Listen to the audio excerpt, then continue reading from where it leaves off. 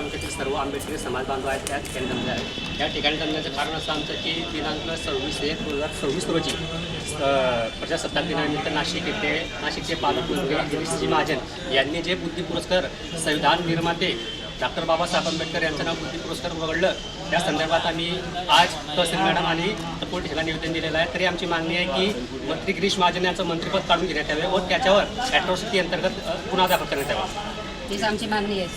Doctor Babasaheb आंबेडकरांचा भारतीय संविधानाचा जाहीर माफी मागावी त्यांनी।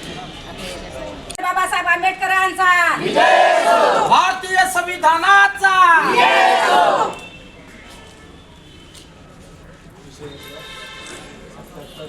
प्रजासत्ताक दिनाच्या निमित्ताने नाशिक जिल्हा जो माननीय गिरीश महाजन यांनी प्रकाश झाला या उदाहरणाने म्हटलं की भारतीय संविधानाचे निर्मात्याचे नाव सुटलं आहे, हे अतिशय निंदनीय बाब आहे।